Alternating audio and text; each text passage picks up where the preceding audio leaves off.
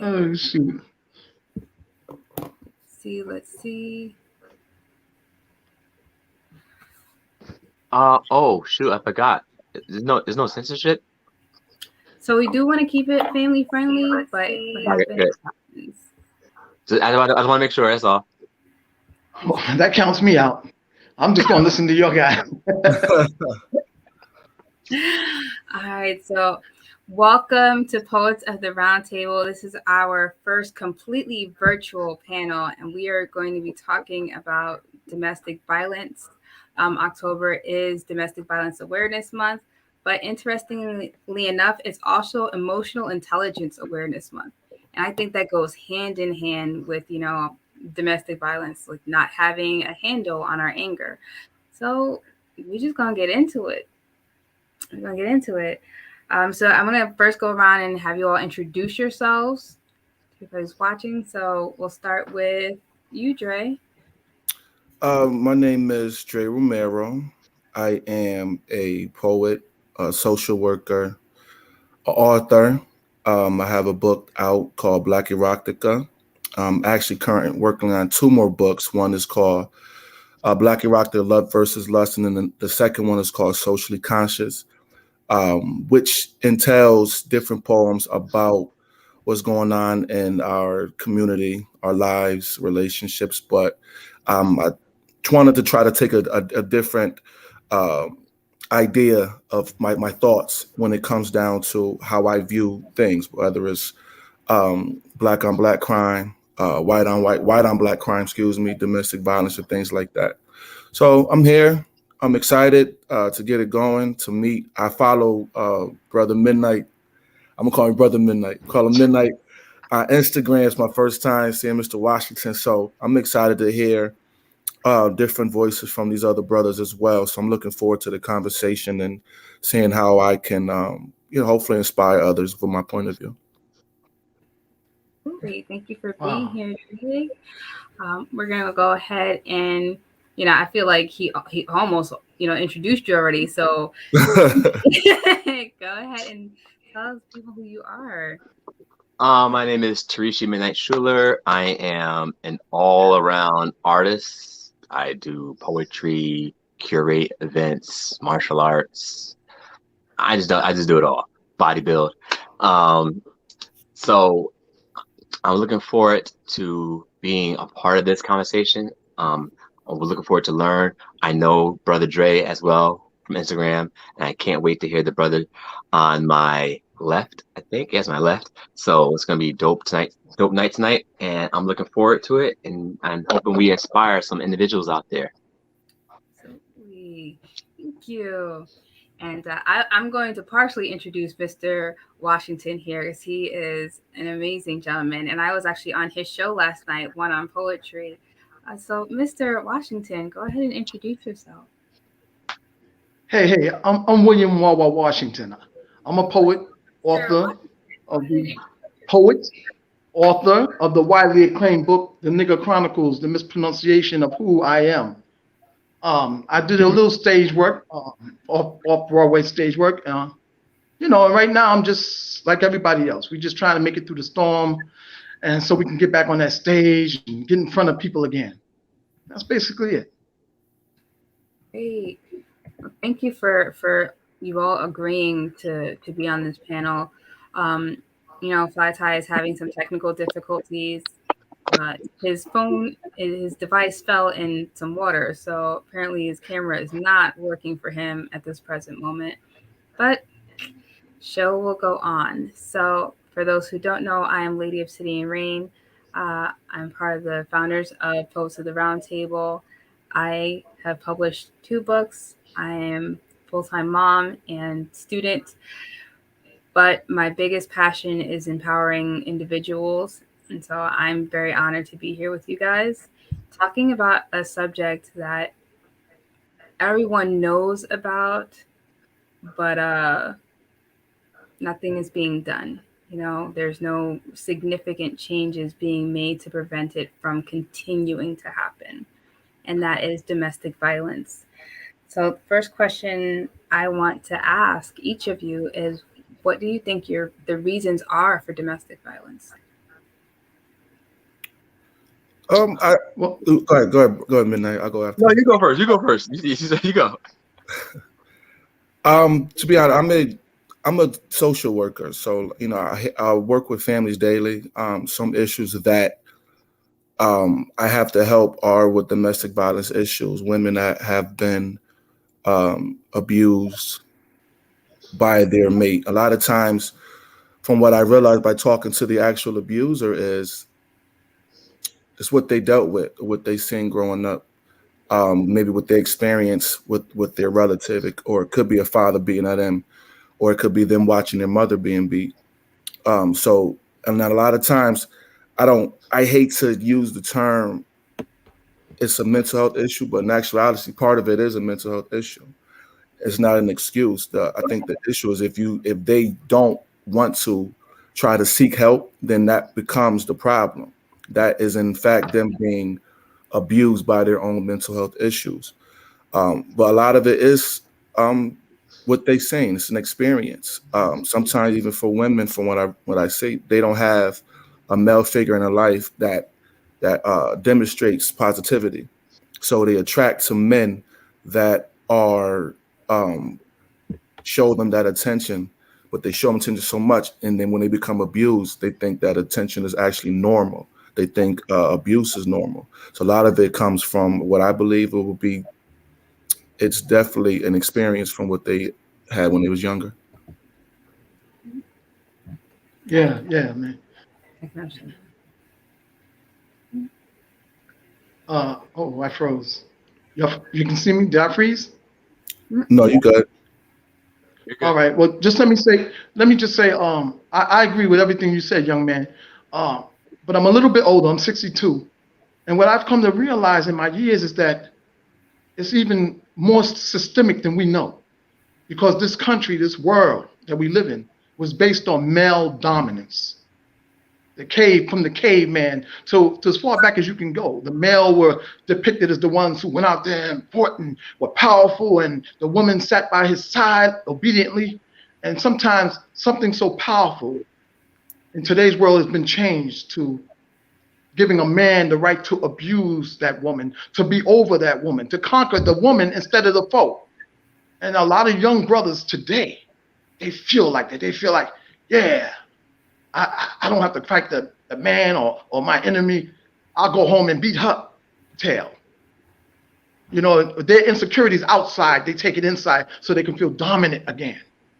And whether it happened to them when they was young or they saw their mother getting abused, it's so systemic and it's so infested into this world that even that old president we just had that left office, it was always about the male, strong, white, middle-aged white men. That's all you saw in his cabinet. If you saw a woman, she was in a submissive role as maybe the White House speaker or somebody who interviewed. She didn't have a powerful role in his cabinet. And that's the images that we still see today. So I think it's just something greater than what we can even imagine. I'm sorry. No. That's good. That's good. Absolutely. Like, your insight is important because obviously I wasn't alive during that time, and I wouldn't be able to see how far back this goes from your perspective unless you share it. So definitely. Oh, you've been here before. You've been here before. We all been here before. I remember you. You broke my heart back in 1592. I remember you. Not 1592. We was white back then. We was Caucasian back then. Definitely. I can only speak from experience and from my personal experience. What about domestic violence? I think hurt people.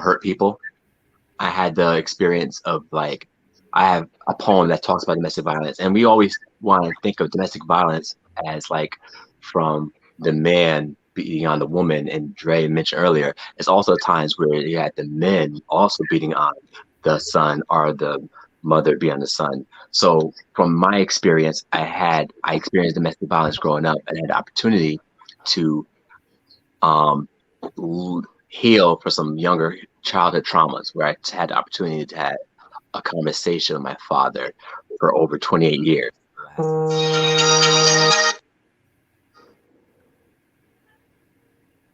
Oh. Uh-oh. that phone call interrupted. I would. Well, let me turn mine off too. Yeah, let me turn my phone off too. Good idea. Right. I'm back. I'm back. Let me turn my phone off right now. I thought it was off. Let me turn it off right now. So Yeah, do I'm not turning mine disturb. off too, man. Yeah.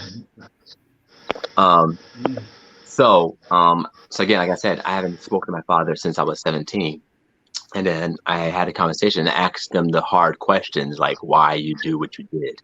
And basically explained to me that he was abused by he grew up seeing his father abused his mother, and then pass that trauma on to him, and then end up doing the same thing in my household when I was growing up. So it's hurt people, and unless you break the cycle and you learn from your childhood traumas, no matter what it is, you're always going to repeat it in other situations. No matter what the trauma is, and no matter what relationship you're in, whether it's be a romantic relationship, a friendship, or a business relationship, if you don't heal from your traumas are going to spill over into whatever you're doing in the future. Very, very true. Very true. Like, I don't. I want you to share that poem. I have a piece. Okay. I open the door for it, so you definitely have to share. Okay. All right. So share it now. Yes. All right.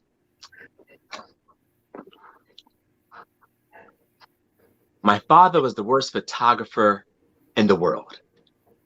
He tried to crop a headshot of my mom with a gun aimed at her face. He spoke the love of my mom through the barrel of a cannon. Funny thing is, guns and cameras are too much alike. No, seriously, guns and cameras are too much alike. You point, aim, shoot, they both fire. One keeps memories, the other takes them away. Let me ask you, who has more bang, a 9mm or a 35? It all depends on the subject as to point a target. Cops are trained to use guns. They're quick to point and shoot. Pull out a camera.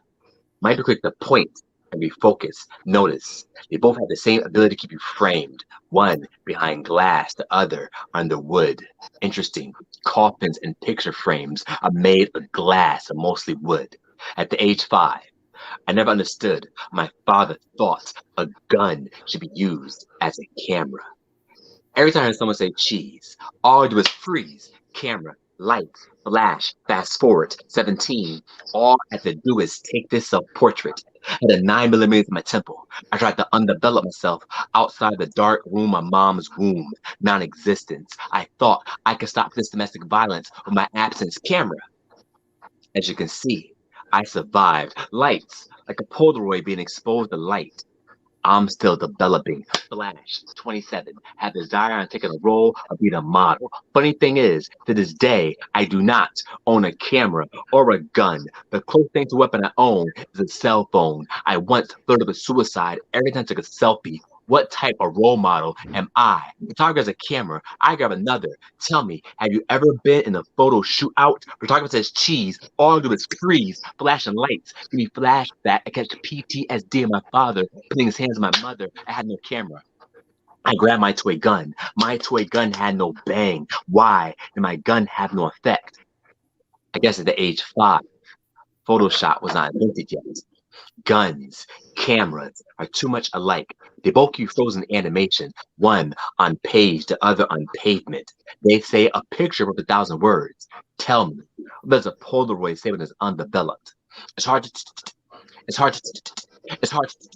talk when the shutter speed in your throat is stuck on high. Most kids grow up being afraid of the dark. I grew up being afraid of the light. Despite the fact I'm supposed to smile, every time my father says cheese, all I do is freeze. Not knowing if I'm posing for a family portrait or my own obituary. Oh shit, that was dope. Oh, that was amazing. Thank you. Wow. Oh, Wow. yes. Wow. That was amazing. That was amazing. Amazing. Amazing. I love it. I gotta get you on my show, It takes so much. You gotta do my show. It takes a lot for me to not have the water. I can tell that I can tell that. Yes, I can tell that the healing process has taken effect, or you're over it, because that's to read that piece, even to hear it, was just something was choking me up so bad. So I can only imagine how you get when you perform that piece. Wow. So the first time, so in all honesty, the first time I ever when I wrote the piece, my good friend mentor Qualo, he had me revise the poem because the original poem wasn't even anything like that, and he was talking about, and he says he gave me an idea, and then I went to the source of what the poem is about. But then the first time I actually ever performed that poem, it was hard to perform it because I actually went to a place where I actually, because most some of us, as some poets, when they write stuff about certain topics, we don't dig deep into the core of the problem. We just touch the surface of it. But then when you actually dig deep into the actual problem and the source of what's going on, then it brings up emotions. So now for me, the poem is more of a teaching moment, and I already healed from the trauma. Wow. Yes. Wow. Wow. That piece is so impactful. Can I share something as an outsider? Hello, brother. What's that brother's name? We got somebody in the room. I can't see his name. Is that Ty? Yes, he was able to, get in and join us. Ty, say hi to the people. What up, people? How are you, man? I heard all the introductions you do are amazing. I appreciate every one of you, man. When Mr. Washington was speaking about his example of abuse, man, and things like that, man. Only thing came to mind is this one thing that's left out. Sometimes abuse doesn't happen in the physical form. Sometimes it happens in the emotional form, in the verbal beat downs. Sometimes we get so caught up on the physical abuse of a man to a woman, and it's vice versa too. And it happens emotionally, and you can get drained emotionally because someone just made you their emotional punching bag. So that was my introduction. I'm just fly to talking. I'm not the I'm not the poet, I just talk a lot, but it just touched me, man, and especially this poem. No, man. No, you're absolutely. Thank you and welcome. Thank you for having me. Yeah, man. I'm not gonna lie, Vanilla. Hey, what you just touched on was absolutely true. Yeah, I don't know if it's a delay, but what you touched on was absolutely true, my brother. But I was saving it to share my piece from my book about the psychological and the emotional abuse that people go through. So you forced me to read this poem now, if I may. And again, the piece I'm going to read is titled "She Wondered." Can you hear me all right, host? Yes. We can hear you. Can you guys hear me all right? Okay.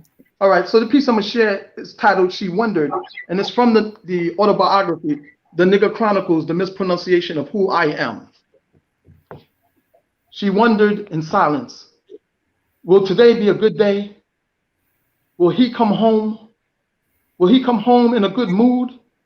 So many nights he's come home angry at not having a good paying job, angry at having 5 children, angry at having 5 children for me, angry at having to come home to me. She wondered in silence. Will he beat me tonight? Will he call me the B word, slut, no good whore, even worse, ugly? She wondered why he comes home to this witch, slut, no good, ugly whore every night.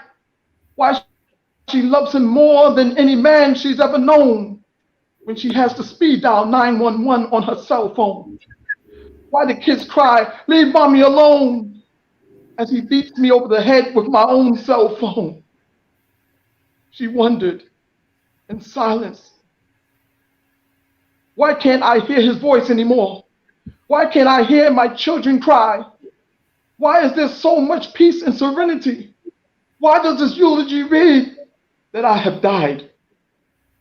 He really didn't mean to call me names. He didn't mean to hit me over my head. He didn't mean to make me dead.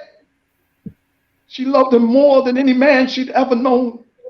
She needs to call him, but in heaven there is no telephone. around them, protecting them. They feel her presence. He, she cannot reach. He, she cannot touch. He, in his angry hand, she cannot feel. In life, she was so giving. In life, she was ever loving.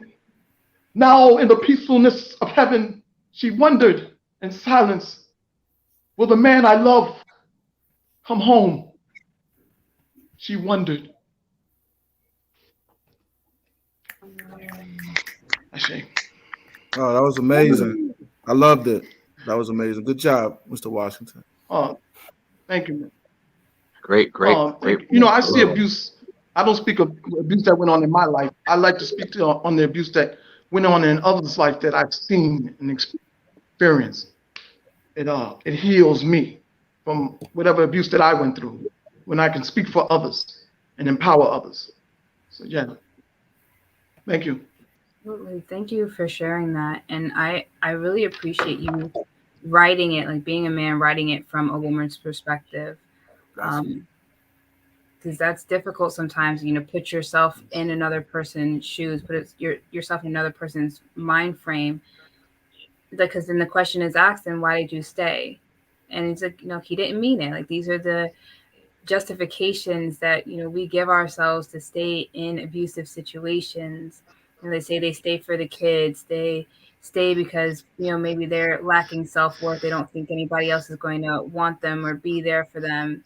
And so it's important, Well, to but to piggyback off of that, I think a lot of people, I'm not men and women, I think they stay in abusive relationship, whether it's physical or verbal, for to me is love, loyalty, and lies. And the reason why I say that is when it comes to love, you have a form of loyalty to that person that you've been with. When it comes to lies, it's not necessarily that someone is lying. It's you believing that the person is telling you, I'm going to change. However, it's a lie because the person is incapable or is having a difficult time making that change. So it's not necessarily you, and you're lying to yourself. So when you say, that's why I said love, loyalty, and lies, you're lying to yourself. Because sometimes you have to take a step back to look and say, okay, what's good for me? And I think it also someone people need help. And sometimes you need somebody on the outside looking in to piggyback, Mr. Washington, what you said, how you can kind of speak to other people's truths. When someone else is looking in, can give you a different point of view to say, you know what, maybe that's not unhealthy. Not necessarily telling you that you're going to make your own decision, but what is unhealthy and healthy. But loyalty, love, and lies. And I know I don't want to go over tangent, but I wrote a piece just like Mr. Washington did. I wrote this a while ago, and it's from a kind of like a woman's perspective, and it's called Window Pane. So I'm just gonna start. Sometimes I sit back and stare at the light glaring at the window pane. Imagine if anyone truly understood how I feel if they knew my pain. To relinquish my deepest thoughts on who I truly am in the agony of past interactions and hurtfulness from a man. I open my closet and see baggage that includes history of issues with dried up tears balled into piles of soft tissues. No one to turn to hear my cry or just to be there to listen. Never felt the feeling of knowing love and always dealt with getting this man on my system.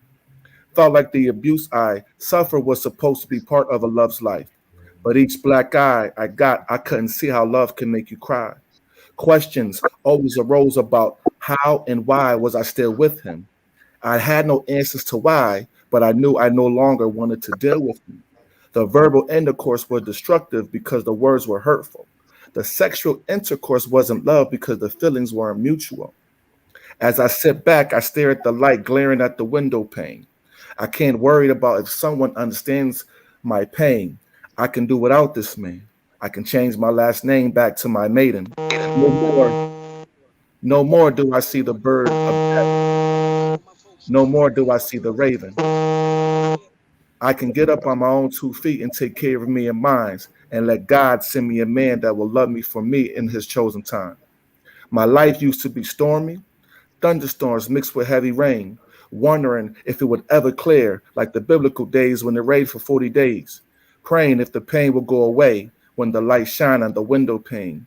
I see the rainbow overlooking my life, and I thank God for my life that's changed. Window pane. Thank you. Yo, Wow. Thank you. Thank you. Thank you. Dude, that was so powerful because not only did it speak from a man speaking to a woman, but also it could have been a man speaking of his man. That is so powerful, and some people might have went under the radar. That could actually hold true to a gay guy, or or a same-sex person. It's just an Yes, amazing thank you. right, man. That's an amazing right. Well, Wow. when I Wow. I wrote it a very long time ago, and I wanted to really capture that relationships can be man and woman. If someone loves somebody, man and man, or a lot of times it's to go back to Fly said, it's the woman and man, that dynamic to where it's abusive. So I want it to be for anybody. And a lot of times when we actually stare off in the window, we see rain. And a lot of times that rain draws that no pun intended, of city of rain. But those feelings and emotions come back. But I thank you. I thank everyone for enjoying that piece. Thank you. all right, so I'm not a poet. Again, I'm gonna say this until y'all believe me. Wow. But I was thinking, right? I was thinking because I'm a thinker. So I don't believe you already. Huh? I didn't hear you. He said he don't believe you. I already don't believe you. I know you a poet, man. Come on. All right, there you go. I'm a poet. But listen, one of the things that came to my mind, because I'm always thinking and I'm always trying to push the envelope to try to figure out what can bring about change and this newfound word that I found called healing, right? So sometimes abuse don't always, and I challenge this though. I mean, I want your feedback. So sometimes abuse doesn't come from someone else. We can self-abuse ourselves. I mean, it's self-abuse is real. Like I just remember a time where I was in a situation with I thought it was love, but I kept putting myself in harm's way, and I knew it wasn't. I'm sorry, Midnight. Go ahead. No. Keep talking. I'm gonna piggyback off what you said. I like what you're saying. Keep talking. Right. So and these things don't go mentioned most of the time, and we don't dig into like self-love. So my whole movement, this Fly thing, is all about first love yourself. First love yourself, and it's a reminder to myself. That's why my name is at the end of it, so you can put your name on it. First love yourself, Midnight. So the first thing, so what I'm saying is, like, that self-abuse when we don't make great decisions, and when we sometimes put ourselves in harm's way. And I just recently had a conversation. It sounds like I'm jumping, but it's gonna lock in. I recently had a conversation with a man that said that he always sabotaged relationships because when he didn't want to feel the pain he felt when his mother died, he put himself in sabotage relationships. Wow. Because he did not want to continue to feel the pain again, like he felt when his mom died. Mm-hmm. That's serious. So that means every relationship he had since his mom died, as an adult, he self-sabotaged. Because when love came, because it made him feel uncomfortable and vulnerable, he destroyed it. Self-sabotage, self-abuse. And now he's getting to the stage where he's ready to kind of like grow up and kind of like deal with the pain that he put himself through, so he can love someone else and have that love reciprocated. That's so before Dre did his poem, there was a question that was asked, like, why do people stay in abusive relationships? And to tie that together with what you just said, before and now, that you said that not all domestic violence is physical. It could be emotional. It could be verbal. And to answer what you just said just now, I'm only speaking from experience. I don't like to speak from. So I think a lot of times we put ourselves in these situations, whether it be self-abuse, or we in the situation that we can't get stuff out of it, is because we don't believe we deserve better. And most time, the relationships or people we get ourselves involved in are mirrors to ourselves. And I can say that, like, and the healing part is hard. It's hard work to actually do the healing work. And it's easier to stay in a situation that is not beneficial for you, because it's harder to look at the situation of yourself and do the healing and say to yourself, I deserve better. I want better. But then in order to get to that, you have to do the work to heal from the trauma and to get you to that point. Because you don't do the work to heal the trauma, you always keep repeating the cycle of putting yourself in situations that's going to be looked at as self-abusive, because you feel like you deserve that, when we don't realize that we deserve better. And we are great, and then we don't know, and not too often people remind us of our greatness, or we don't know our greatness, and we just feel like this relationship or situation I'm in is best for me because this is what I deserve. Until we realize we do the work to heal, and then we want to get better and believe we deserve better, then we get out of that situation. Absolutely. It's like, the biblical, scripture, as it says, love others as you love yourself. Like, it's going to be very difficult for you to love other people and love on other people when you are struggling with your own self-worth. You're not going to see the worth in another human being when you are so conflicted to believe that you have worth. And when you don't have healthy boundaries because you have healthy self-worth, you will allow other people to abuse you at the level that you're abusing yourself. You don't believe that you're worth care and affection. You're going to allow people to mishandle you and mistreat you. And so I'm actually going to share this piece, because I forgot that I had it on my laptop. Why you holding out, Rain? You can't have us do all the work. You better.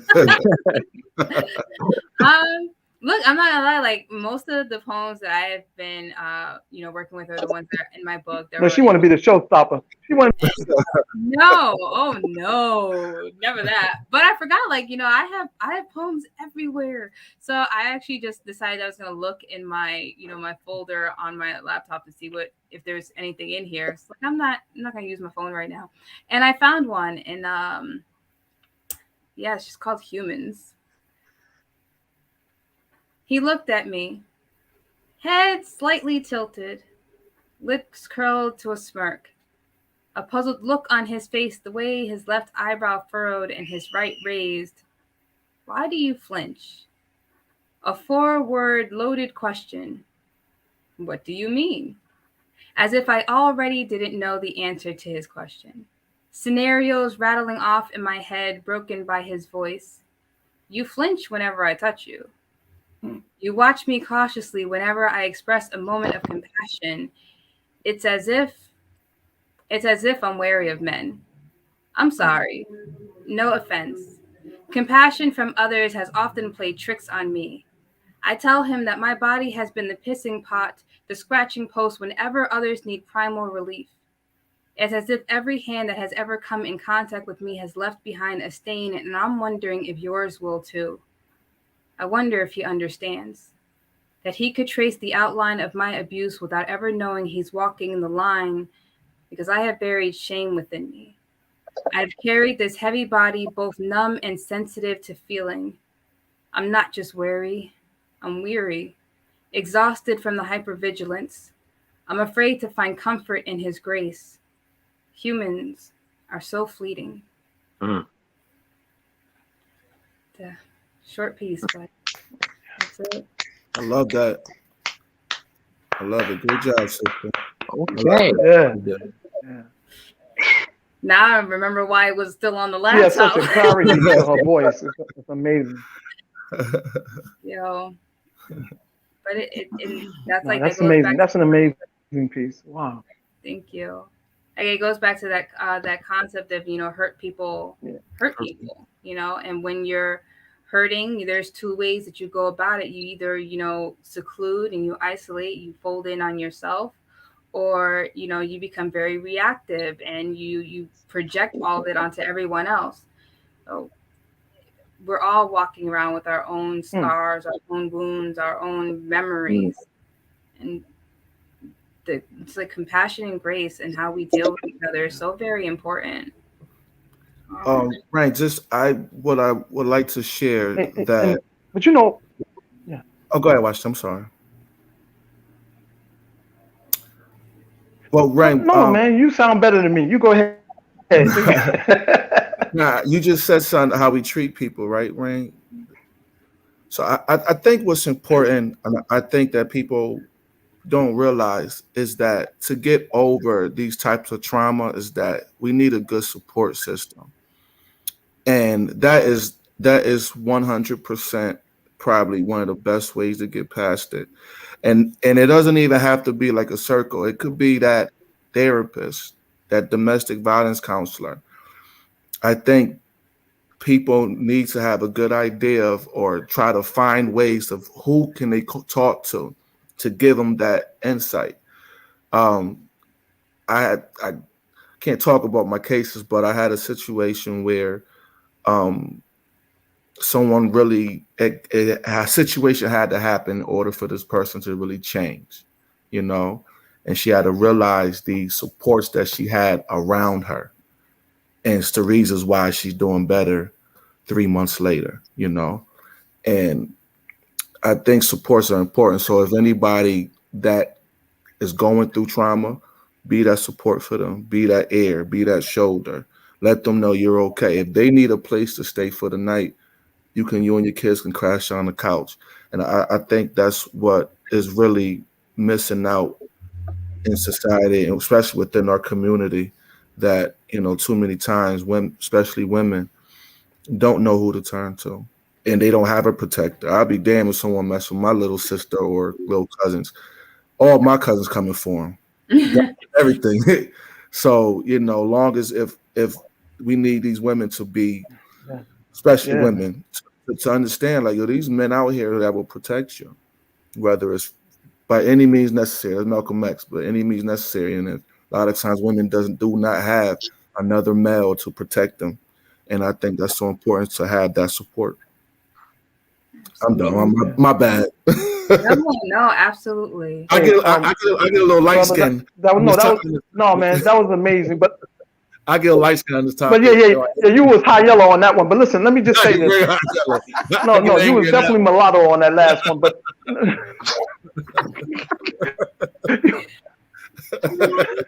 you was definitely mulatto. But let me just say this. I got you. Let me just say this. We tend to. Yo, don't worry about it, man. I'm so black, I'm blue. He stole my name, Midnight, but that's all right.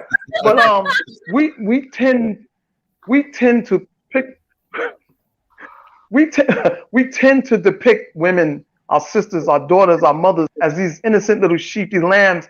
But there are women who are very calculating in what they do, and what they do sometimes they get themselves in abusive situations for financial reasons, for the money. And they become victims of their own connivingness, if that's a word. So I'm always conscious with the people that come to me and talk to me. I don't have a degree. Yeah, I don't have a degree. I don't have a license, but I did sleep at a Holiday Inn last night. But what I'm trying to say is that there are women who entrap their own selves for going into these relationships strictly for the money, for financial reasons. They become abused. They get trapped in their own deceit. And then they cry about it later on. But they knew they got into that relationship, whether it be with a drug dealer or somebody with a high power, for the money. They never loved that man. And when that man strikes out, all of a sudden play the victim role. Sometimes we have to be leery of that. No man should hit a woman or abuse a woman. But there are some women that will ride it out until that money is run out. And they ride on out. There are also we have to be leery of that also. I don't know. That's a different topic. A little tough one. I knew she was gonna ask. I knew she was. Yeah. I knew she was gonna come at me. I knew she was gonna come at I'm me. not coming at you. What I'm saying is there are also some women who grew up wounded, and so they lash out at men. They're abusive towards men. A gentleman could come and pursue her, want to treat her well, but because she's not used to that, she's now considering him, what's the word the kids use nowadays? Simp. Like, I don't, he's too. Yeah, simp. Right. Yeah. So it's like now he's not cool enough. He's too much of a nice guy, and they abuse that. And so now the nice guy is now wounded, and now he's like perpetuating that hurt on. So it's a vicious cycle, and we both have to hold, everybody kind of accountable. The physical violence that comes from, men, right. They're supposed to be told to be the protectors and the providers, and some of them resent that role.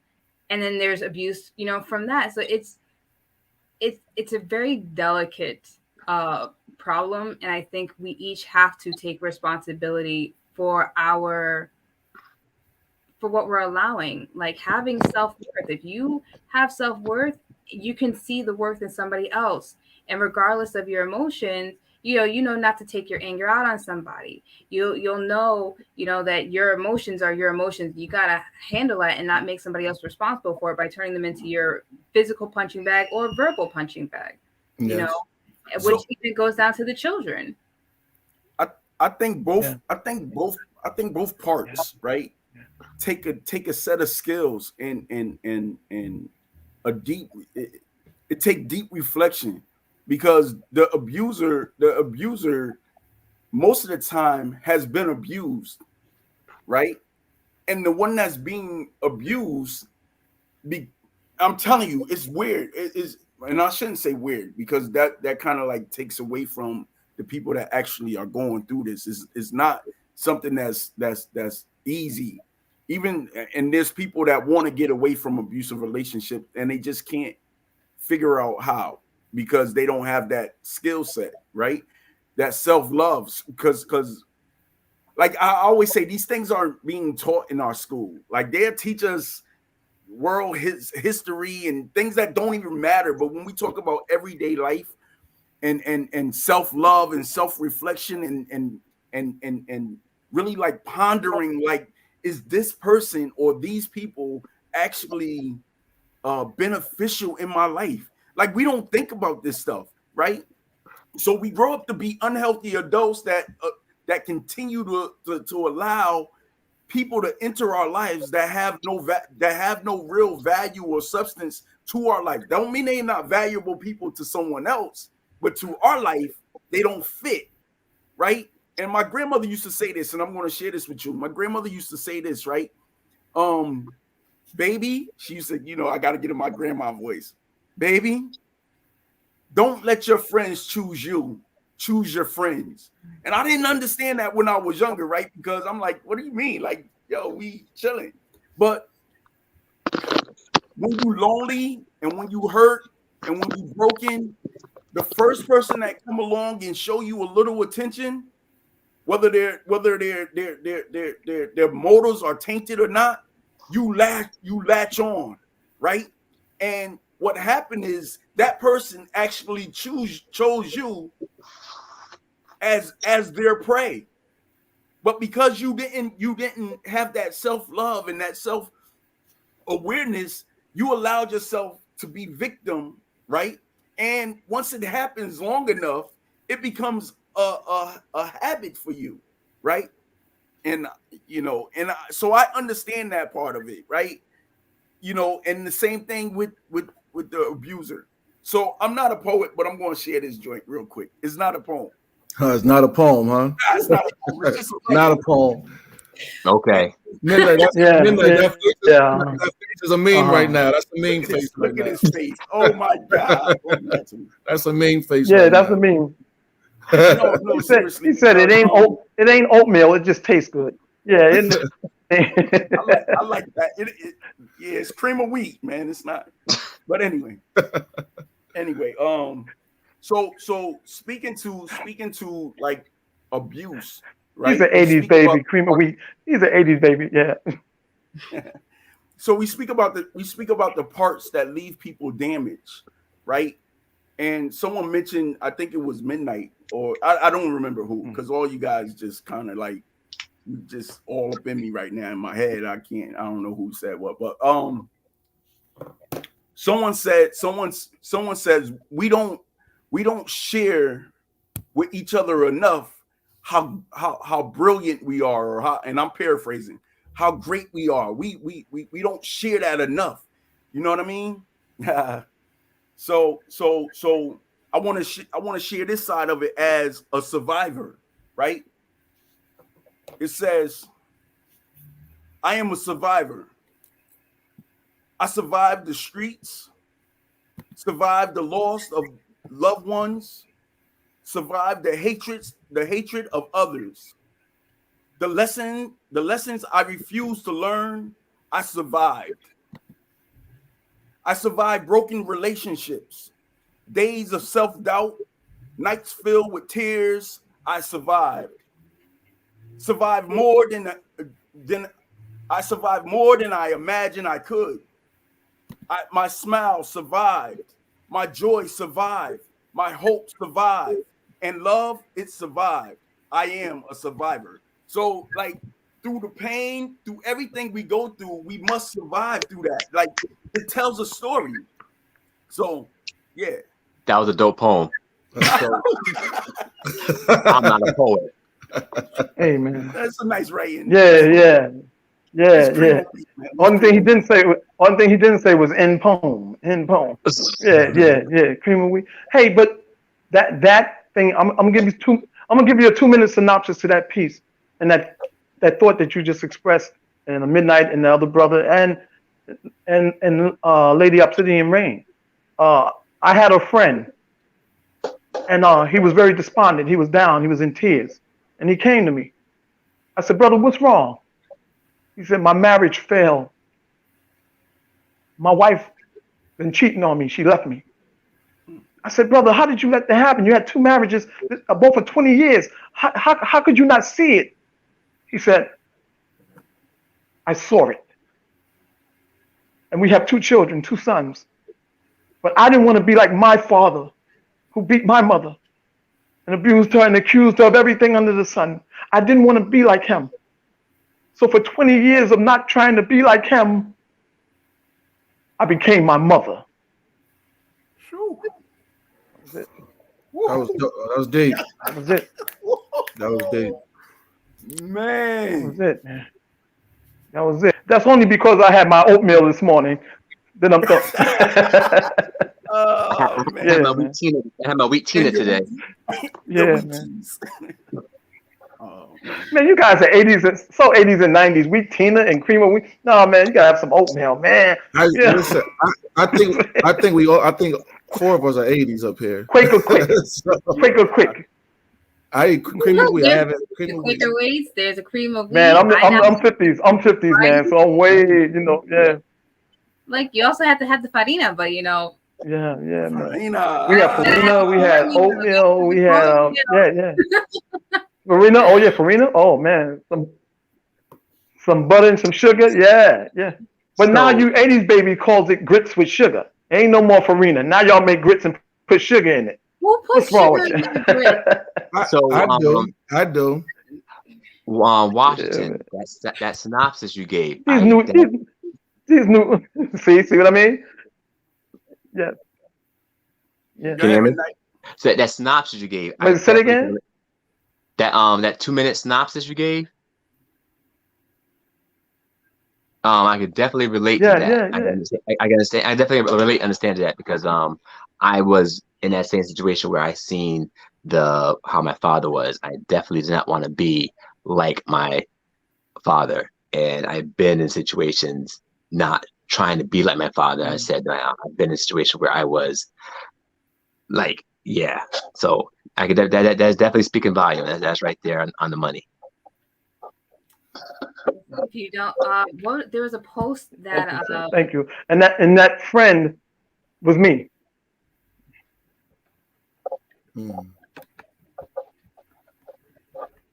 You about to say the post what? There was a post that I saw where it says heal from your mother and father so you don't become them or date them. Can I listen? I know it's poets Wow. round, right? And that Wow. piece that what you just said just now, Rain, do not become your mother or father. Can I share this real quick? And then I'm not gonna share no more. Please. What? Get out of here. All right. Now Yeah, come on. this piece is Come on. it's not domestic violence, but it is a domestic awareness. The name of it is called Mother Was a Junkie. Under the windowless canopy, like empty shells from hammers, a soulless body lay motionless, a baby crying, soiled and damaged pampers. A cell gone wrong, left the hooked mother deceased, and a 1-year-old is left motherless, crying under the hot moon. In the early morning, a new life has to grow with no tutelage. The deep scars seeing the death of her parent reenacts in the mind of the toddler. And the more this young child describes in her mind, she see a lifetime of pain, making her spirit even hotter. Inside her veins is the same coke train that her mother used to sniff through her nose. On a mirror with powder white lines, she's seen a reflection of a woman who used to be a dime, but now she's a junkie who just sniffed blow. Coke isn't the only thing she did. She had heroin over the top with the lighter under the spoon. She felt her tracks that left whelps while Curtis Mayfield filled the room. The poor baby was doomed before she came out the womb from her mother's life as a junkie. The blood in her body was already consumed, so the tears ran down her cheeks as she witnessed her mother's body at her feet. Her crying would have went unheard, but the sympathy from the dealer wasn't bleak. So he picked up the baby, wrapped her in a blanket, and took her like a thief in the night to a place where he lived alone, where he knew the baby would be all right. He knew the hurt and tragic pain that the baby had been through, the struggles she endured in her short lifespan. He experienced them too. He felt satisfaction in the crime he committed by adding another child to the list of being a statistic. It was his first and last time selling drugs to his mother because she turned him into a crack baby and he couldn't let that happen to his baby sister. Mother was a junkie. Wow. Thank you. My God. My God. So thank you. My God. Wow. When you said we don't repeat that, you say we try not to be like our parents. Yeah, Don't don't date. become your parents and don't date them. Like heal those wounds, your parent wounds, or you will become them or date them. Like that. Yeah, and too often especially in our community, it happens in white communities, Spanish communities, but we all black. But too often in our black communities, that we emulate what our parents did. You know, we emulate what our parents did. We emulate what we see. So I just wanted to share that because it just came to my mind. I thought it was pretty cool. Thank you. No, absolutely. Thank you for sharing that with us because it is very important. Like October is also That was emotional powerful, intelligence. man. That was powerful, man. Thank you. That's gonna be in one of the new books. So, Because that needs to be out there. it's gonna be out there. Don't worry about it. It's gonna be out there. It's not. This is the first time it's out there, so it's okay. Oh, thank you for the And honor. Like I'm a pleasure. I think it was I'm very a ple- important what Rain was about. I think it was very important what Rain was about to say about October. I'm gonna plagiarize this whole night so I can make me a book. His Yeah. delay. It's the delay. Say it again, Rain. Yeah. I'm lost. Rain, say it again about October. Oh, October is also emotional intelligence awareness. So and it's like, we have to be mindful of the emotions that we were fed, the emotions of our parents that, we take on. And I see this very, very much so in my daughter. She has this demeanor about her. She's very headstrong. She's very tomboyish. And I know she gets that from seeing mom be kind of like this combat Jane. Like, and so I now have to work on her a softer side of me. So she learns to be soft and be gentle herself, but to have firm boundaries. we got to be very careful with our emotions, not make other people responsible for our emotions. We have no idea who's reading our emotions and picking up on those emotions and then taking it in as their own. Yes. Yeah. Thank you for sharing Wow. that. You're welcome. And I'm looking at these comments on YouTube. Captivating Angel of Passion. Thank you so much for joining. D True Poetry is in the audience. D True Poetry. My sister. Yes. We have Samuel Rain, who is advocating. He says, "Go get the book." It's called what the Nigger Chronicles. Is that it, Mr. Washington? The Nigger Chronicles, the mispronunciation of who I am. The mispronunciation of who I am. I gotta support that, Mr. Washington. I gotta support that. Oh, thank you so much. Thank you so much. And that book was written in 2012, and it still speaks to people today. Yeah. I gotta check it out. We got Jasmine Outlaw and Romeo Donati. Thank you guys so much for joining us. And we know we have other people watching. Please feel free to share your thoughts as well. You can ask us some questions, share your experiences, answer the questions like, what do you think are some reasons behind domestic violence? I got a question for you, Ryan. What's up? This is somewhat domestic. It can turn into it. As a woman, do you feel like nice guys finish last?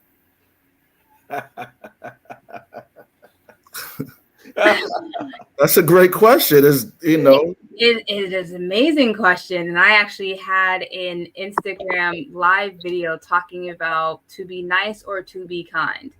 Mm-hmm. And it's basically the phrase, nice guys and nice girls finish last if they finish at all, because usually what happens is we're the ones that people take off and lay down so that they can step over us to get to their next destination. When you are nice, it unfortunately tends to be a subliminal form of manipulation, because you are, people pleasing, and you're trying to do all this so that you can have the doors open and get things to work in your favor. But is that really your authentic self? Is it niceness or is it kindness that you really want to be? So nice guys can finish last if they don't have boundaries and get mistreated.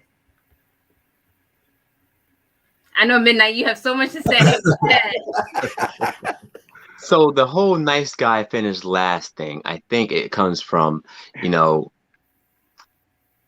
I'm gonna use myself for example. So it's always experience. So I might do something nice. I might go out my way and do something nice. And the former me, before I was Midnight, I would do something nice, thinking that, hey, by me being nice, I'm showing you that I'm a nice guy, I'm a gentleman, and blah blah blah. It doesn't translate like that for other people. For other people, it translates as you're a doormat, or I can take advantage of the situation. And the thing about it is there's absolutely nothing wrong with being nice on both parties. But the problem is that we don't have the awareness of like who deserves our niceness, our not niceness. And before you start being nice, you have to have walls and systems in place to say, are you deserving of my niceness? What have you done for me to give you this nice treatment? And it goes on both parties. It's almost like you have to like, it's almost like a job probation period. You have to go through this probation period to see, are you worthy of me giving you all this niceness? And then too often we thinking off the bat that if I'm nice from the beginning, and then it goes on both parties, men or women, if I'm nice in the beginning, that they know I am not like the rest of the other guys out there. And that was for me in the past, before my awareness, that I realized something that I think Dre said it, or Ty said it, something about I think it was Dre, about we don't want to be like our parents, so we end up being abused. So in a sense, where I can say, well, I didn't want to be like my father, I end up being thinking not to be an abuser, to be a nice guy and go the but that doesn't translate that. And then me looking at perspective like, yeah, I'm nice to you. I'm not like the men that are abuser, or not like the men that try to take advantage of the situation, but it doesn't translate like that in those actions. But like Fly says, I need to love myself first. So before you get all this, you need to show me, are you worthy of all this? And that goes for men and women. Before I give you all this nice treatment. So it all comes about being aware and listening to your pings. So you can be nice. The nice guy won't finish last. The nice woman won't finish last. It's all about being selective and knowing who deserves that. I stop. True indeed. That was dope. Yo, that was well said, right? It's crazy. Everything goes in cycles, man. And I think it was you that said this, man, about things repeating themselves. And I say lessons of life constantly repeat themselves until they are learned, right? Until you learn the lesson from them, right? And conversation pieces come back because you need to learn something from it, right? So last night, I swear, we had an in-depth conversation about this thing right here with my family members. My female cousin, she's awesome. You know, I shot her out. I shot my peoples out openly and honestly, and I don't care who hears it, right? She's dope. But she has a problem with what she calls weak men, people that actually are nice. She has a problem, like we talked about it, and so she finds herself in these abusive relationships, right? Because she runs from and clearly, she had this guy, and I'm using her example. She had this guy that was like, yo, you're it for me. You're it for me. I don't want anyone else. Is you. Whatever I need to do, I'm gonna make it happen. She shunned him so bad, right? And went into a relationship that was terrible, right? It was a terrible relationship, marriage and everything, right? So I thought about this, right? Because she said when a guy shows her that he's nice too fast, it makes her run because something is wrong with him. And I'm like, yo, are you crazy? That doesn't mean something is wrong with him. Right? But this is how, and I'm saying this from a female's perspective because this is what she said. She said, I feel like something is wrong with him because he shows he's too nice too soon. So I asked, how soon is too soon? And she was like, well, it's like an onion. You got to peel off layers. That was no answer, but that was her answer. You got to peel off layers. So 6 months, a year, 2 years, it's no time frame to be nice. Because sometimes a guy can meet, I know, Rain, sometimes a guy can meet a woman and be like, yo, that one, that's the one I've been waiting for all my life, right? And sometimes vice versa. Sometimes a woman can meet one that's in that one. And I don't have to wait. I know I want you in my life forever. You are what I need. And then you come on too strong, too nice, and you say that, and she runs. Go ahead, Rain. I'm sorry. Go ahead, Rain. I want to say something, but go ahead, Rain. Because I understand this from my own perspective. When you are nice, other people will see that as a sign of, what is the word that they use? Weakness? No, not weakness. Sin? My poor brain is so shot. Like it's insecurity. Stop talking. When you are desperate, there. See, thank you. It was coming out. But yes, if you are, if you come off nice to people, they will determine you as being desperate. But it's actually because of their own insecurities of not believing that they deserve that niceness.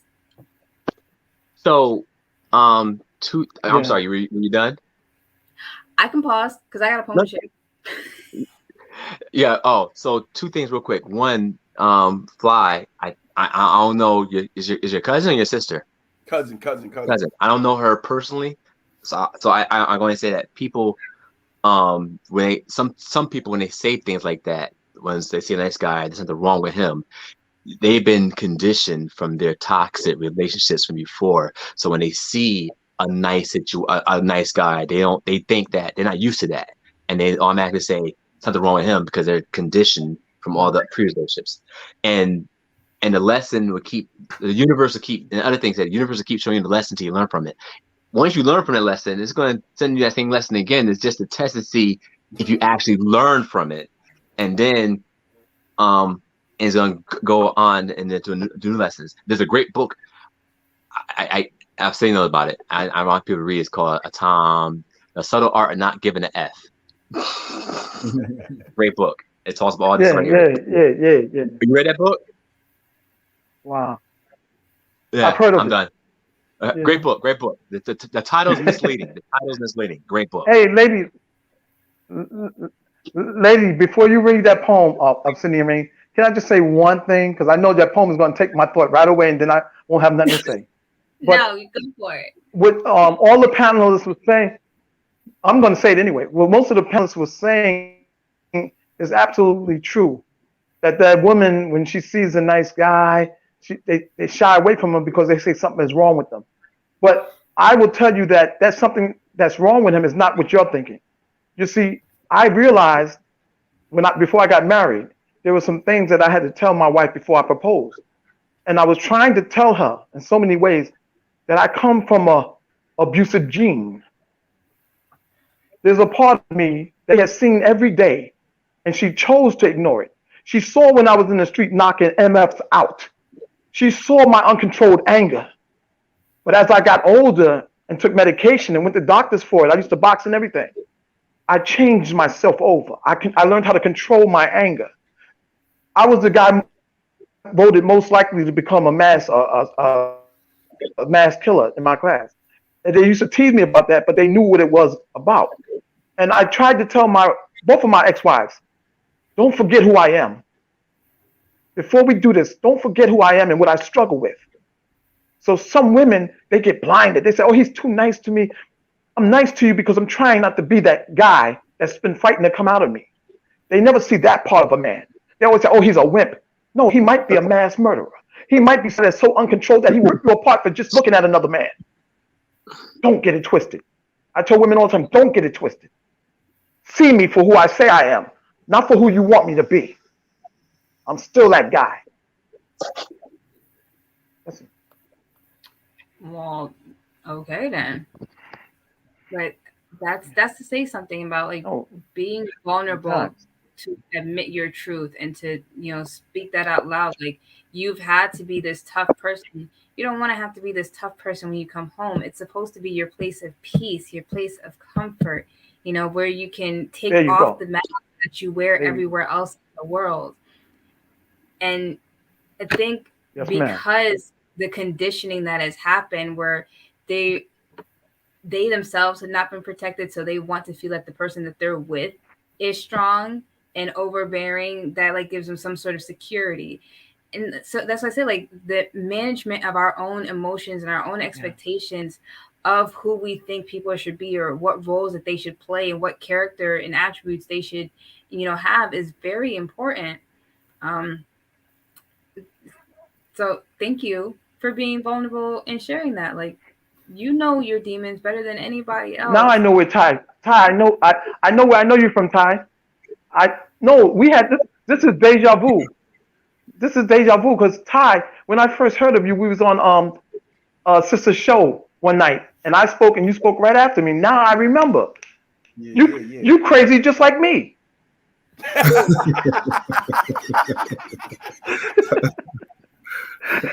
Yeah, hey, listen, I got a different kind of crazy, but I remember. Oh my, But let me just say something. we here with it, man. I remember now. Mr. Washington, speaking of that show, it's something that you said. And Rain, I know you got this poem, and I'm going to shut up after. Everybody, give Rain her opportunity to shine. No, I'm just kidding. But look, I'm gonna even let y'all choose the poem because now I'm split between two. Oh, okay. Ooh, go with your first instinct. That's right. But that night, though, he mentioned them both. putting, Fit them both. putting Fit them your, both. putting your thoughts and your words and your writing in book form, right? You remember that? Yes. Yes. You Yes. do remember that. So since that, see, there's people in this Yes. world that actually listen Yes. and take things in and ponder them and like, yo, it was something so profound about that. I shared it a million times. Oh, I mean, verbally in real life, not social media, but I shared. Like, we can still do that, right? We can still share in real life. So I shared the thought. No, I'm serious. I shared the thought. Like, yo, you know, it's nothing more profound than leaving something, a piece of your life, a piece of your thoughts in a form where someone can see it. I don't care if it's just your family.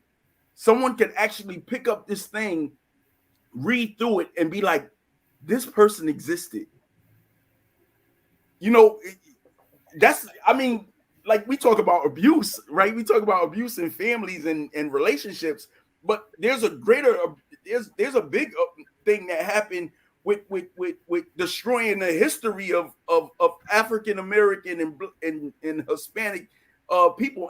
I take it there. I'm sorry, and the the abuse of destroying a whole nation, a whole race of people, right? Yes. But now we have an opportunity Whole generation of people. Yeah. all this stuff out there Yeah. to the world and have the world remember us. It's no denying. Like I'm telling you, we can. Anyway, Yes. not we, but I should go ahead and finish putting my pieces in a book form, whether it's in book form on social media, wherever, and let them get a piece of it, because people need to know what we overcame. We overcame some things that people are looking to overcome and they don't know how. You are the manuscript. I'm talking to Midnight. I'm talking to Dre. I'm talking to Mr. Washington. I'm talking to Rain. I'm talking to Captive Angel of Passion. Everyone, like everyone. I'm talking to everyone. We are the stepping stones over this mountain. Okay, Rain, I'm sorry.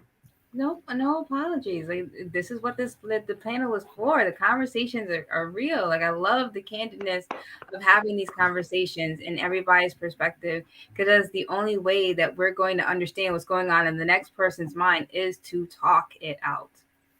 You know, as my grandmother used to say, you know, assuming causes two problems. You make an ass out of you and me. Let's not do it. Do that. Amen. So, amen. Okay, so this comes out of my book Love After the Eruptions, and you know, you guys said that I guess I could do both of them, and they actually, like, now that I'm looking at them, they actually look like they could just kind of go together. So we'll see what plug that book again. Can you plug that book again? Yes. Love After the Eruptions. Okay, I got you. Yes. So this one is called To Love Me.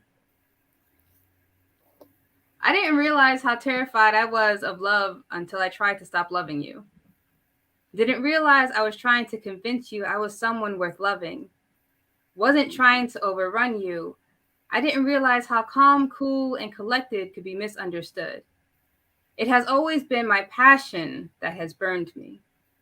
Been accused of smothering with my intensity. I've been assumed desperate and needy. Abused and misused. Abandoned has left me confused and mishandled. My directness is construed as being demanding.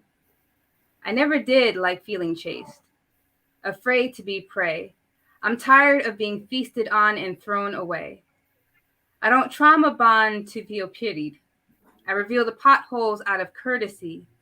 Those looking for ways to manipulate me will find they've met the wolf in sheep's clothing. I'm much more warrior than they're expecting. You will find no victim here, only a thriver. I understand now. Those who say I'm intimidating are simply intimidated by the fact that life has been playing Russian roulette with me and I'm still standing. Commanding respect by the grace of my walk. I'm not a lady of all talk. No need to get my hands dirty, more than aware of how karma goes around. least expected, pulls no punches when she takes people out. Absences from my life come as protection. False intentions revealed with every deflection, every inability to admit the wrongs. Accountability has its way of making you sing its song, even if it's never from you. Others will be able to co-sign the truth. I didn't need to do anything more than live authentically. Everyone tells on themselves eventually. I wasn't terrified of love as I was a lack of intentionality. Stockholm Syndrome love has done a number on me. I'm no longer accepting beasts in their wretched treatment of me. I don't have to convince someone that I am worthy. It's time I left my heart to the one that proves they want to love me. Oh, I like that. I love the reference with the Stockholm Syndrome. I thought that was powerful. Thank you. Thank you. That was very powerful, the Stockholm Syndrome. Thank you. I like that. So Hey man, that piece was more light skinned, more mulatto than you, my brother. Listen, I got another mulatto piece. I got another light skinned piece if you want to hear it. It's whatever. So yeah, I guess yes, sir. We'll move on. Second poem, Ray. All right. So this one's called To Be. Everyone comes with a tag of caution when you're patient and ready to watch. In a state of observance, hypervigilance is responsible for the detection of patterns. Your volatile nature is evidence that you are not safe territory. You say, we'll see. Actions speak louder than words, so when you said you'll be there when I need you, but when I need you, I'm given an excuse. Yes, you were telling the truth. And when you needed me, I showed up faithfully, without question, came up with solutions to problems. I realized you saw me as the man you wanted to be and resented me. Misunderstood, I saw myself as the woman being the helpmate. I never expected to be treated negatively by your self-hate.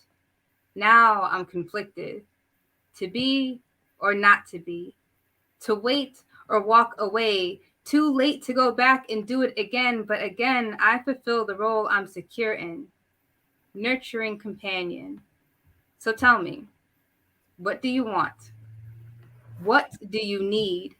Not from me, from you. How do you show up for yourself? How do you complete yourself? Do you compete for yourself? Because until you feel satisfied being alone and not lonely, until you see that you are more than this tangible 3D, you'll always expect less than you deserve. Nothing of what you really want. Just pacifiers to pacify the taunt of time. And just so you know, I never settled.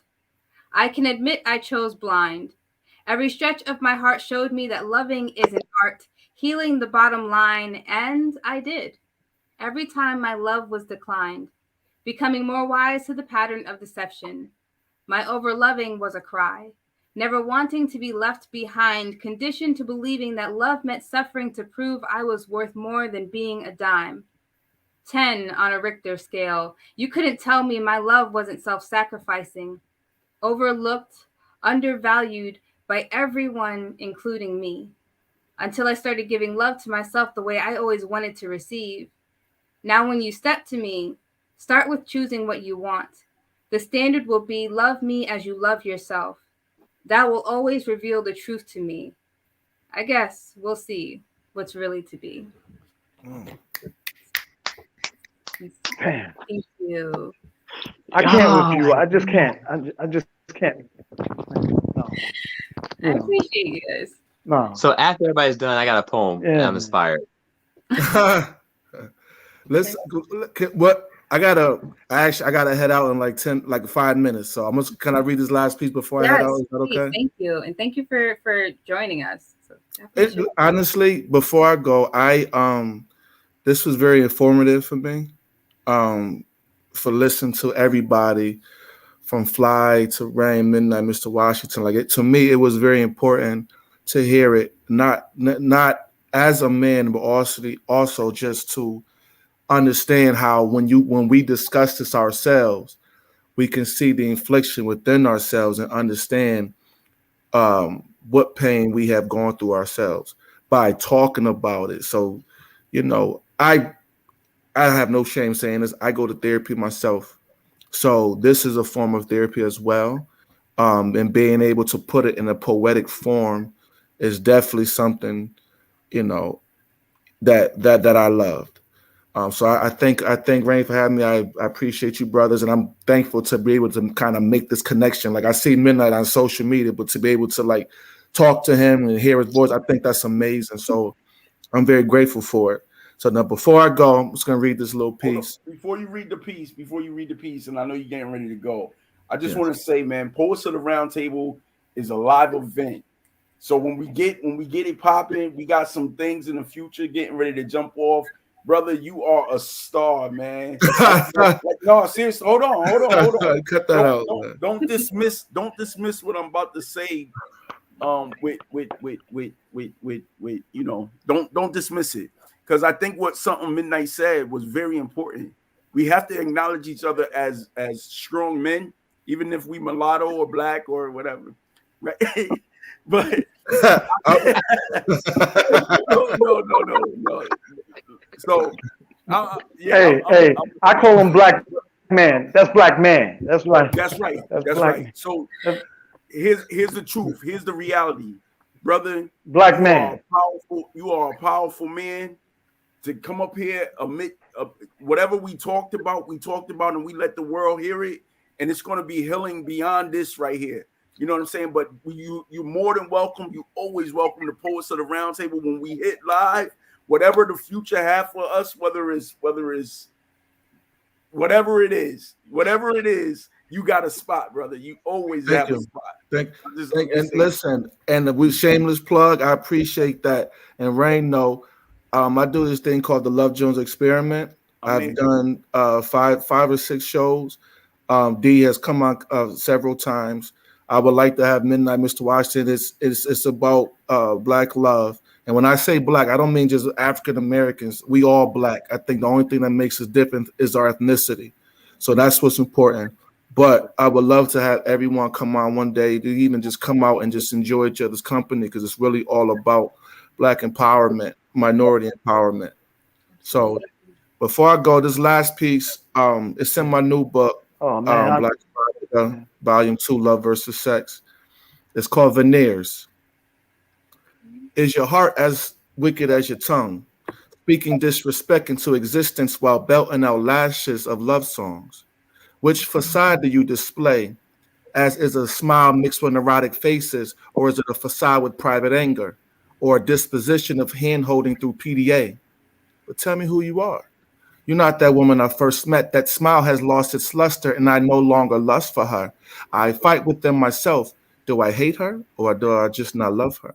I put a name to her, never ran game on her, but I only ran game on myself, and she ran game to hurt. I tried to role play the game of dice, picked up the rice that once was thrown, and birds flew the coop to coo the house. She used to capture my imagination, but was the protagonist in my animation. Now she too animated to be my antagonization. Do I move on from the cover up? Could she remove the cover up and be the lover that she was in the beginning? Or were the veneers just a facade from the first existence? Thank you. Thank you so much for that. And thank you. I wish you were around to hear this poem. That was dope. Listen, if you do it right now, I'll hold on for you to hear it. I'll do it right now. Do it right now. Go ahead. It's ironic how a night of poets at a round table and an AA meeting have a lot in common. We pour the first and hopefully last drink of our souls out to a sidewalk of strangers, and all you know of me is my name. Hi, I am not an alcoholic. I'm just addicted to someone and don't know how to become sober. Jesus and alcoholics both knew how a stiff drink could conjure spirits. I often wonder what Holy Ghost on her tongue that resurrected the saint in me. How do you cure an emotional hangover and every day you wake up all hearing someone saying I love you that turned into an abortion of words that should not have been born? My ribcage is now a wine cellar waiting to ferment all her emotions she gave, waiting to spell out my confessions. There's nothing enjoyable about happy hour. Use this time to drown your sorrows. No matter how much I wet my whistle, I was a thirst for her. Drank, shot, chase, ginger wine. I was her shot glass, 100% proof absolute. She needed to swallow to enjoy the taste of my honesty. When I was with her, We was making daylight moonshine, and she wanna put a prohibition on love. I already paid my fines for indulging on bootleg liquor I thought was holy water. I'm trying to replace the sweet taste of Jesus' first miracle I found in her mouth was a divorce, or I thought was a wedding of friendship became divorce of religions. And I asked her, how? I'm able to understand your gospel every time you spoke in tongues when our lips congregated. We don't speak or pray together anymore. So I baptized my lungs with a bottle of fallen angels to ease the memories of her saying we when I meant to be. When I asked her, how do you know? She said, someone told me years before we met. This is why I don't follow and subscribe to fake prophets. Drink, shot, chase, Guinness. How many bottles of wine in the buy to taste love again? Drink, shot, chase, red stripe. How neat that my Scotch had to be to speak the English and her King James. I have communion at home at least 3 times a week. Her drinking wine is good for a broken heart. The closest I've ever gotten to her gob is at bars and liquor stores with signs that read, we sell wine and spirits. I had turned random taverns to altars. All I wanted to be closer to her. I sought after her deity. I spoke to him, and he said, drink and do this in remembrance of me. Maybe I should learn how to drink more water.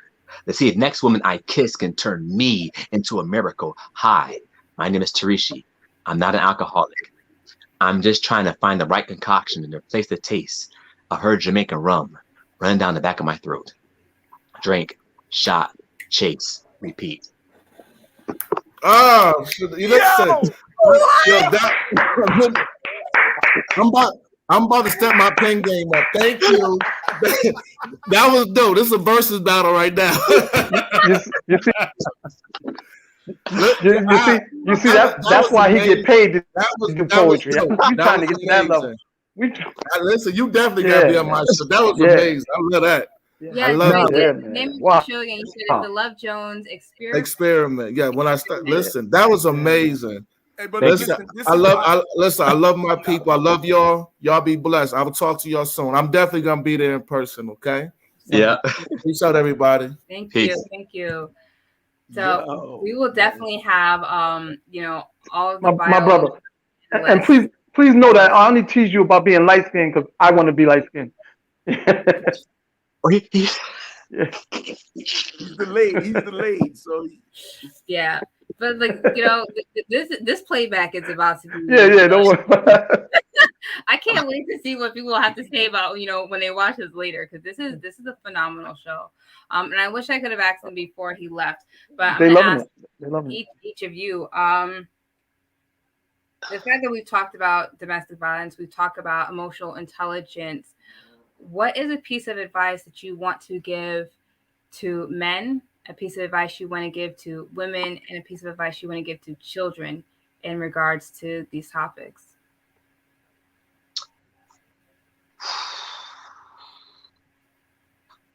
Oh, well.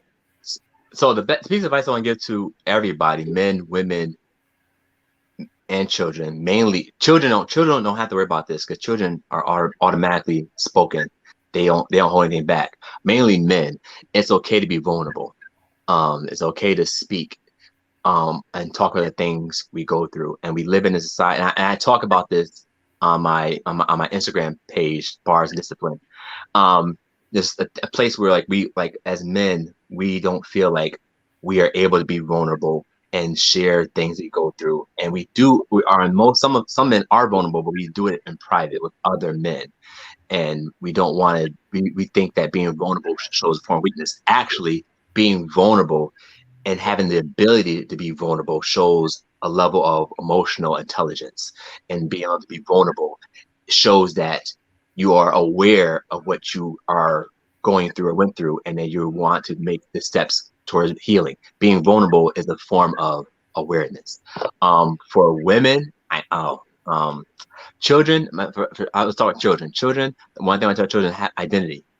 And that's for everybody. Work on identity. Identity is the basis of everything. Once you have an identity of who you are, because we live in a society that too often we're always told what you should be, what you should grow up and be. We never ask, what do you want to be? And always have to ask the question, is your identity given to you, or did you create your identity? And most times our identity is given to us because we're born inside until we actually get old enough and we start asking these questions.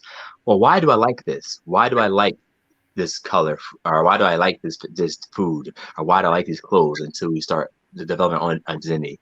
For women, the only thing I say for women, I'm not a woman. That's me a hard one. That's me a hard one. It's hard. Best advice I give for women is that, oh, I know. I directed a play called Her Story twice, and I got that opportunity of hearing all of the women's poems and the traumas. And all I gotta say is, like, don't be afraid to tell your story, because there are going to be men that are willing, and people that are willing to listen, men and women, and people are willing to hear your story.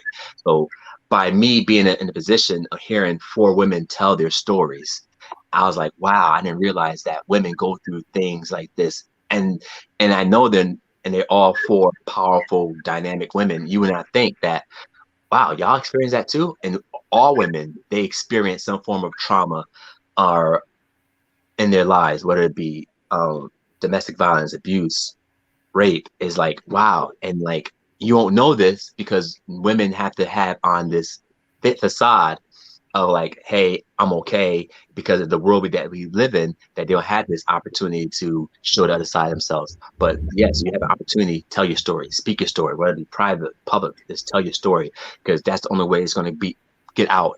You tell your story so we can hear it. And that's it. I'm off my soapbox.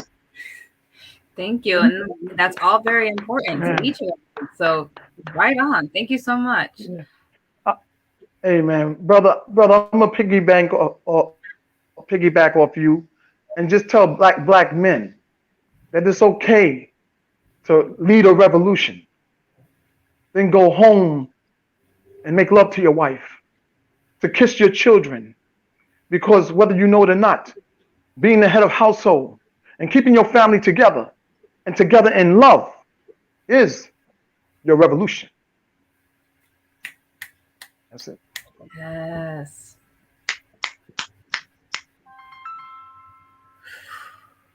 God just giving me life. See? That's my ex-wife calling. You the guy she was messing with. Aha. Listen, that's crazy. That's beyond my crazy. That's past my crazy. I don't know. No, I'm just kidding. But hey, no, it's all right. Long as you wasn't light skinned, it's all right, man. No, it's underneath this exterior, I am pretty light. I'm pretty light. But yeah, man, yeah. Rain, give me the question one more time, because I got consumed by midnights and I was engulfed in the words. No, I'm sorry. What advice, with the conversation that we've had with about domestic violence and emotional intelligence, what advice would you give to men, to women, and to children? I'm gonna save the men for last. Okay.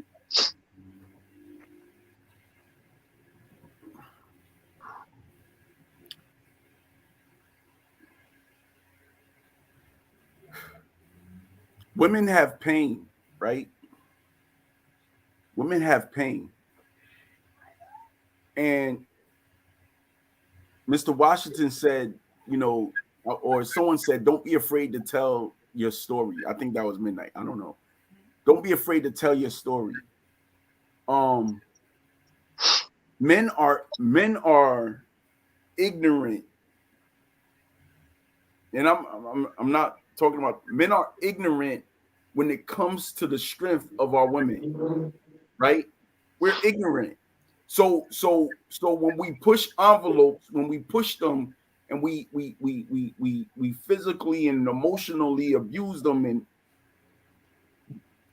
and we see that they wake up in the morning and they smile, or they have this child that they really didn't like the way the child came into existence, but they had the child anyway because they love that part of themselves. We think that they're okay.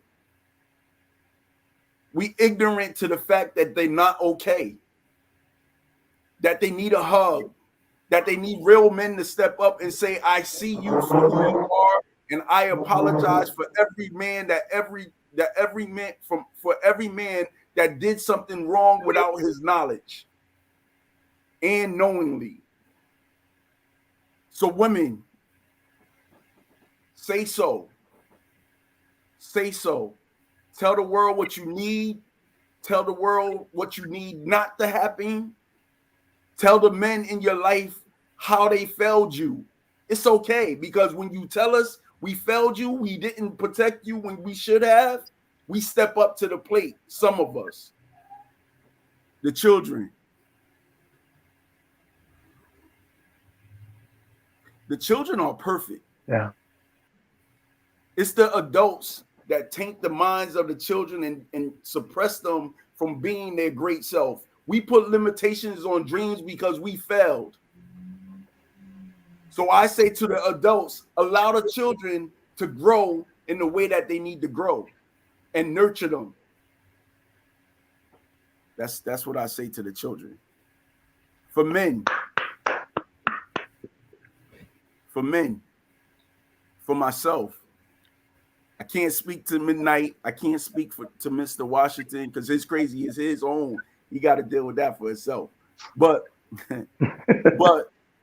for myself as a man, I have so much work to do. I came so far.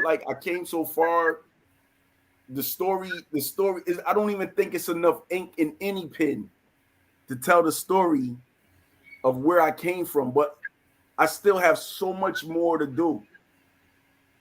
Like,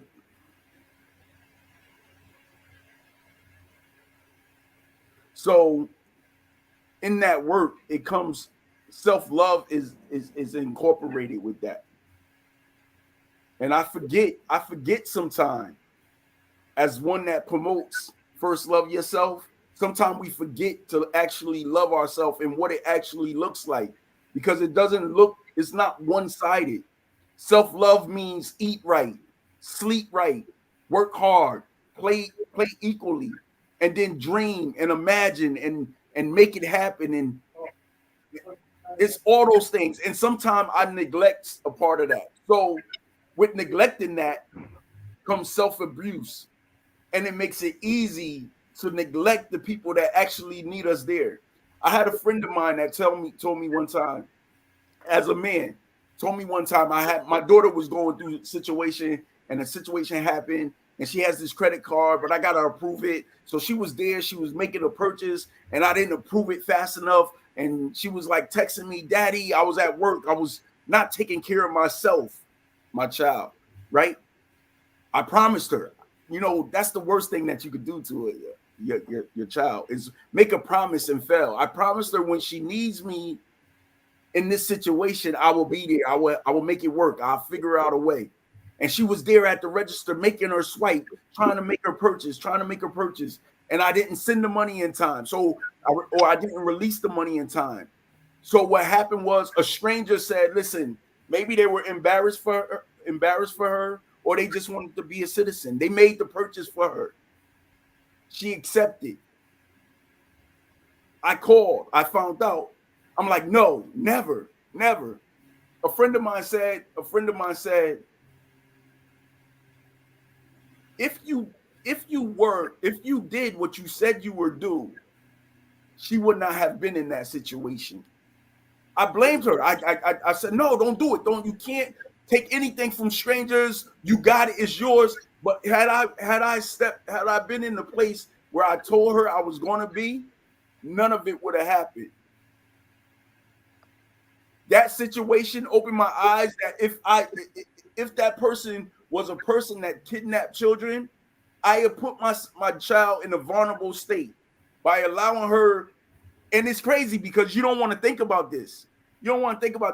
But as men, we have to be the protectors in all aspects of our life, of our women and our children and ourselves. So to the men, I say, step up.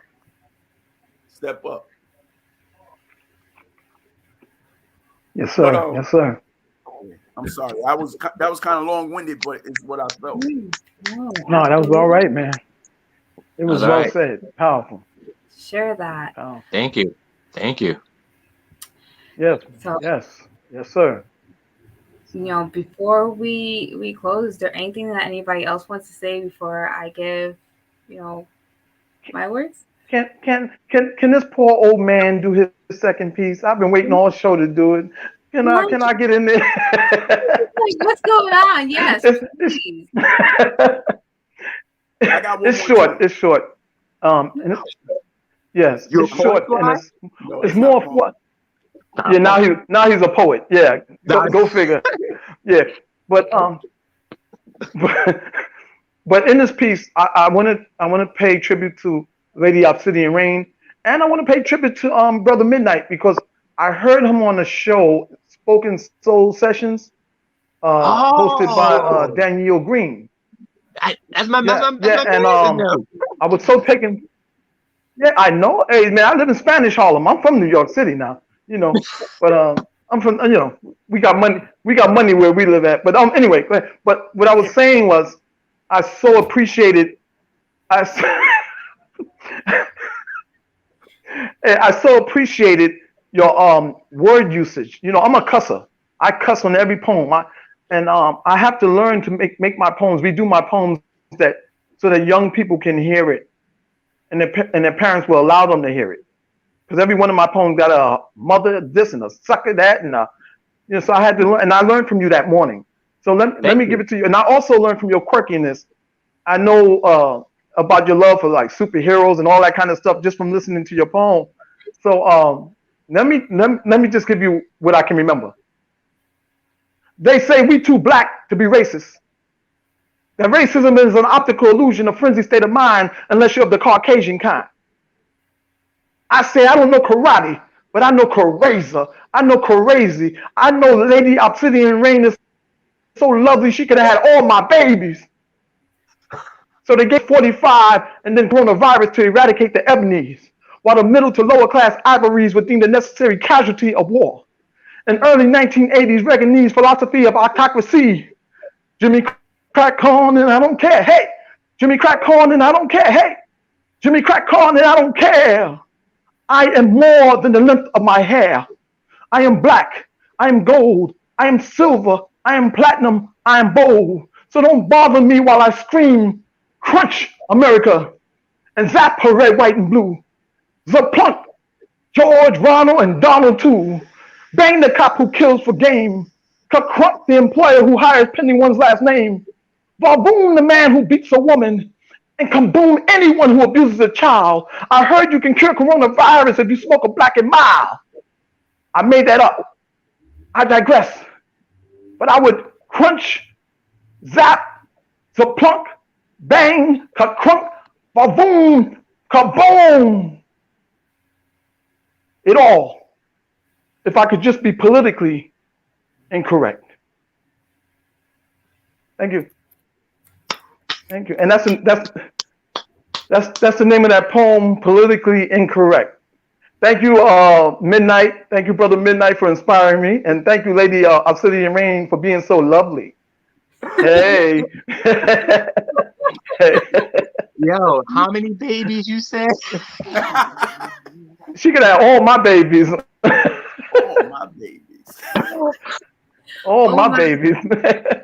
That killed me. Oh We my could be the goodness. Brady Bunch or whatever that was. Yeah. Wow. Okay then. Yeah. Well, All first, right. I Look, want she's blushing. She's blushing. absolutely Yeah. my cheeks hurt because and this is recorded. My mama's gonna see this. But no, I absolutely. Hey, tell your mother. But tell your mother every kapunk and kaboom was replacing the F-bomb.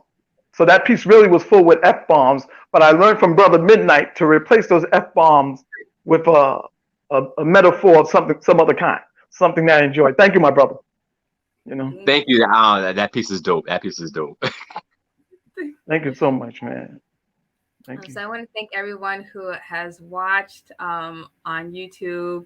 I want to thank everybody who's listened in on Clubhouse. You guys have been amazing. This has been an amazing night. You can, watch the playback on YouTube. You can go to poetsoftheroundtable.com to get more information about, all the panelists. And you can go on YouTube and watch, this episode over. You can watch the previous ones that we have had. And I'm elated. So just to close, as I was Don't thinking clip about me. it, Don't clip me. I'm not clipping you. I said I have one more. Oh, you know what? You're right. Go I for just it. threw a tantrum. Did you see that? Did you see that? That's my crazy Mr. Washington. Do your thing, poet. Tell what Do you your mean. thing, poet. I'm not a poet, but I should have went before Yeah, Mr. right. Washington. That Yes, because he scrambled my brain with No. all of that. was heavy. But all right. Thank you, man. All right. So again, please don't judge me because I'm not a poet. But anyway, it says this one is called Dormant Dreams. Dormant Dreams, right? Dormant dreams. No man next to is who he seems. Dead is the state of mind. Confusion has placed us far behind. Computer ages, communicating with invisible faces. The trust has changed hands, believing in God, but we're no longer patient. Stuck in one zone, disconnected, we lost the dial tone. Straight, everything appears. Illustrations from smoke mirrors. Screams denied an ear. Aloof, too far gone to succumb to the fears. Foolish souls has been drained of the spirit. No more a dream. Now we have begun to live dormant. So when we abuse and we allow ourselves to be abused, we fall into them dormant dreams, man. We lose God, we lose ourselves. Wow. Yeah. Wow. Thank you for speaking up and telling me that you needed me to listen. I had a tantrum. That was good. I needed to get that out. I peep Man, how that's the powerful, poem gets man. done, and you just skip over the ending of the poem and go right straight into your talking, so we won't know. But like, yeah, you a poet. You try and fake it off. You a poet. Yeah. Mm-hmm. Yeah. He pulled the James Baldwin on us. Yeah. Yeah. Okay now. Namaste. So the last piece of my advice, and I think to both the men and the women, it's the same. Let go of judgment and control. Learn to be more flexible and humble. You inherently have value, so treat yourself with the respect that you deserve. Love yourself so that your worth isn't shaken by others not seeing it. And to the children, you are not your parent or their choices. You have the free will to choose grace and compassion for yourself and to decide what is right and true, regardless of the pain that you are shown. That is. Woo. Good night. Wow. Wow. It just got heavy in here. Who keep ringing that bell? Yeah, I want that to be something that sits on people's minds to really think about and like have to weigh things out, and make choices that align with, your heart, align with your authentic self, with respect for everyone, with respect for the world that we live in. There's only male and female. Even when you're transgendered, it's still transgendered male and female. We have to do this together. We have to do this together. And then there are those who are binary who don't either or, but they're still here. And so we still have to do this together. So that's just my share. And I, again, thank all of you guys. I thank all of you guys for your truth and your willingness to be vulnerable and share your stories, share your perspectives, because Poets of the Round Table wouldn't be much of around anything if it was just one person or two. So I absolutely appreciate you and everyone who's been in the comments and everyone who's listened in. Share the playback with others, and let's heal our world one person at a time. Wow, man. Thank you so much, guys. Thank you. Thank you. Thank you, Washington. Thank you, Fly Hi, and thank you, Obsidian Rain, for having me up here. This was dope. Word. Yeah, really appreciate it. Wait till Man, you experience yeah, this I'm going to joint church on live. Sunday. You done changed me. Yeah. I didn't change you. I just gave you the tools to change yourself. I'm going to church. Y'all done changed the brother. Woo, Lord. Everyone, this has been Poets of the Round Oh, Table. man. Thank you. Definitely go to our website, poetsoftheroundtable.com. Keep in touch with what we have going on. We love you, no matter the distance, the status, color, or creed. You're loved on purpose, unconditionally. You know, definitely go and check out Mr. William Washington and his book, say it again for us. The Nigger Chronicles, the mispronunciation of who I am, on Amazon and all those other things, Yeah. Absolutely. At midnight, you have a release coming up. Yes, I started my new Instagram channel page called Bars and Discipline. I'm about to drop a new website and YouTube channel, so you can go and sign up at yourdestinyiscalling.com. Wow. So basically a lot of Wow. this stuff we're talking about right now. So it's like basically like every Monday it's gonna be every Sunday Inspiration Sundays, every Tuesday Poetry Quote, every Wednesday Success Wednesday, every Thursday a business tip, and every Friday I'm out here failing and you should join me. Yes. Wow. Hey, midnight. Yeah. I don't know if it's the lighting, but you're the new light guy in the group now. You know what I'm saying?